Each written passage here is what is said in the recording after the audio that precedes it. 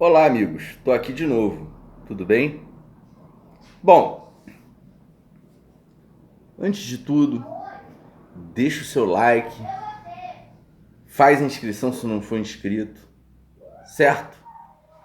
Enfim, compartilha, tá mais ou menos por aqui assim, ó, tem uma setinha, pimba. Você joga lá no grupo de Zap de Tricolor lá, pá, que eu sei que você tem. Mas vamos que vamos? Bom, o que a venda do Evanilson representa? Ela representa duas coisas. Um problemão pra gente aí na temporada. A gente perdeu o 9, nosso titular, certo? E só era titular também por causa da falência do Fluminense, do futebol brasileiro de uma forma geral. O Fluminense talvez seja a maior vítima e o maior exemplo. É um jogador que não estava pronto, tá? Veio um torcedor do Porto aqui no canal do Laranjeiras Rádio pedindo informações sobre o Evanilson. Eu falei isso pra ele, olha, ele tem potencial, mas não estava pronto. Ele vai atingir o auge aí nas próximas 3 temporadas.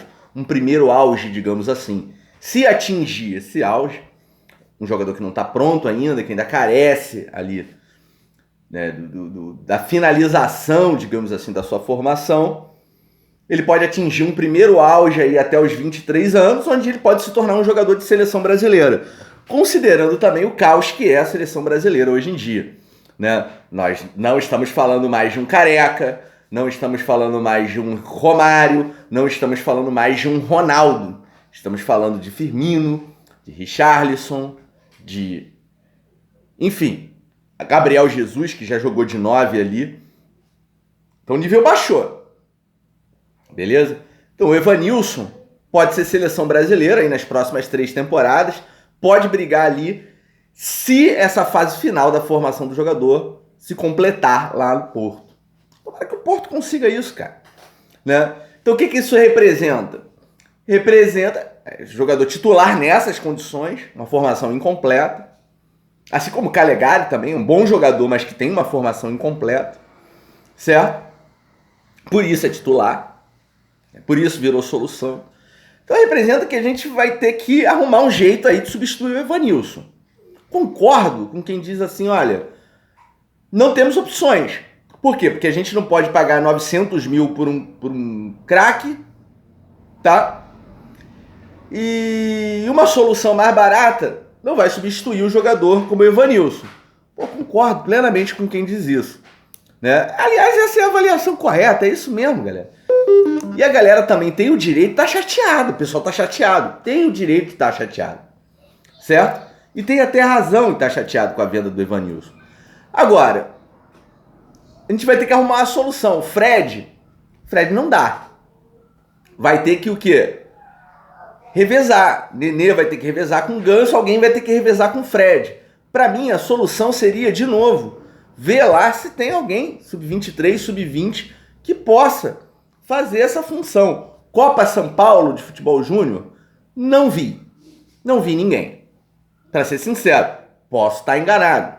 Tá certo? Posso estar enganado. Eu vi Calegari, eu fiz o vídeo, já falei aqui várias vezes desse vídeo. Vi Calegari, vi André, que é o volante, e mais um do meio de campo ali, que jogava com a 8, acho que o Martinelli jogava de 8. Acho que o nome dele é esse. Mas enfim, basicamente, Calegari e André, esses dois jogadores. Centroavante eu nem lembro o nome, eu não achava grande coisa, não. Bom, mas a gente vai ter que procurar ali, de repente tem outro Evanilson. Mas vai ser a mesma coisa.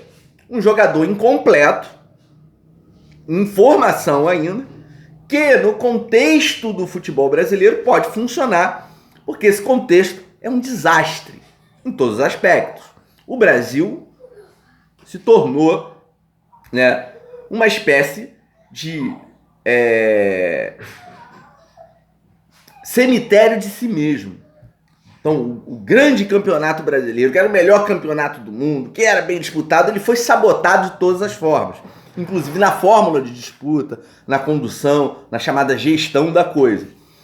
Isso, o processo de destruição, e essa é a segunda parte. O que a venda do Evanilson representa? Acho que ela é o símbolo mais evidente no momento do processo de desmonte e destruição do futebol brasileiro, galera. Falei disso no vídeo anterior. Tá certo? depois da Lei Zico e Lei Pelé, o que a Lei Zico e Lei Pelé fizeram? Elas desmontaram toda a estrutura jurídica que protegia o futebol brasileiro do assédio estrangeiro. E ela abriu o nosso mercado, ela criou condições de livre concorrência dos clubes brasileiros com os clubes europeus. Aí, meu amigo, desculpa. Ainda mais num contexto como esse. O real desvalorizado em relação ao euro, que é como se fosse o dólar do futebol, é a moeda de mais alta conversibilidade, desvalorizado em relação à libra, e a gente vai ser massacrado, né? Qualquer garoto mais ou menos ali, o europeu já olha assim, olha o pré-natal do moleque, vamos comprar na barriga da mãe. É isso. E não precisa nem negociar com ninguém. Se o europeu quiser chegar aqui, ele nem negocia. Ele fala com o jogador ou com o seu agente, que tá doido para ganhar o dele.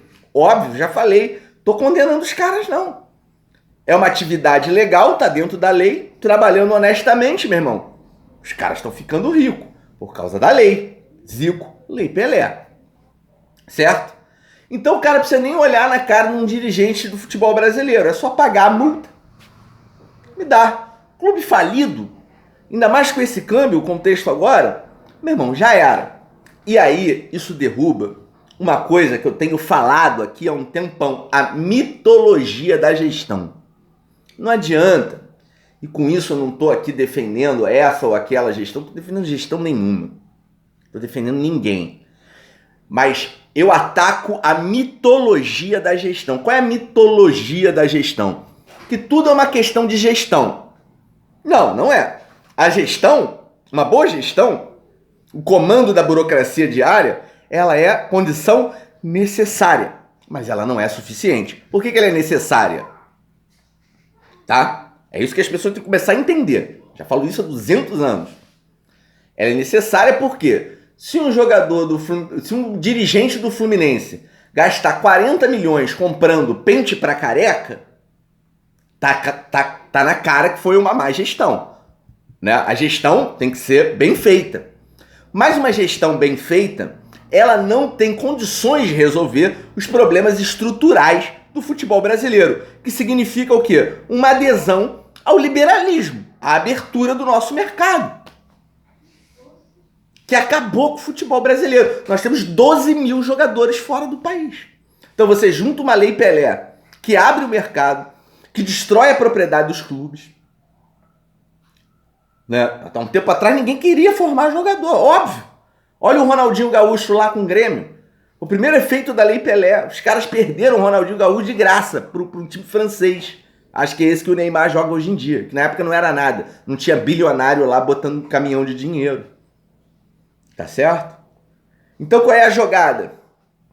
A jogada, meu amigo, é que o problema do futebol brasileiro não se resolve com gestão. Falso problema. A gestão é necessária, mas não é suficiente. O problema do futebol brasileiro é estrutural. Ninguém toca no problema central, que é a porcaria da Lei Zico, Lei Pelé. Isso precisa ser revisto. Primeiro, hoje você tem um garoto de 16 anos. Aí ele pode assinar o seu primeiro contrato profissional. Tá certo? Mas o contrato pode ser no máximo feito até 3 anos, se eu não estou enganado. A última vez que eu tinha pesquisado isso. Vou até falar porque eu tinha pesquisado isso. Aí nesses 3 anos aí, se ele chegar a 19 e estourar, tu perde o cara no final do contrato, ou para um time daqui ou para um time de fora. E para o time daqui, acho, não tenho certeza disso, funciona meio que um pacto de cavalheiros, do tipo assim, ó, se você quiser um jogador meu, vem negociar comigo. Né? Não paga a multa e pega o cara, não. Às vezes tem mais concorrência interna, etc. Mas para concorrência interna, como é que você se blinda da concorrência interna? Elevando a multa. Só que para elevar a multa, o que você tem que fazer? Você tem que elevar salário, porque existe uma relação direta entre multa e salário. O valor da multa é calculado em cima do valor do salário. E isso pressiona a folha de pagamento desde a base. Isso tem uma ampliação dos custos. E o resultado final é uma insegurança absoluta em relação ao quê? A propriedade do jogador, a propriedade dos direitos econômicos do jogador, que já é fatiada com o empresário, né? E nesse processo o clube fica com o ônus da formação, do investimento, o agente só vai lá e ele recebe a grana. Nada contra os caras, isso é legal, tá na lei. Vai fazer o quê? Os caras estão ficando milionários com isso aí. Tá bom, parabéns. Ficou rico. Eu acho que isso atrapalha o futebol brasileiro. Mas não tô fazendo a condenação moral aqui, até porque não tem nada de moral. Os caras estão dentro da lei e estão trabalhando honestamente. E estão ganhando dinheiro pra cacete. Aí muita gente fala mal do pai do Neymar. Já vi jornalista falando mal do pai do Neymar. Que ele explora o filho. Ué, ele explora o filho? É, meu filho, rapaz. Se eu tenho um filho craque de bola pra caramba, eu vou deixar ele na mão de um empresário? É ruim. Eu é que vou cuidar da carreira dele. Eu é que vou ter o direito ali do negócio e tal, bababá.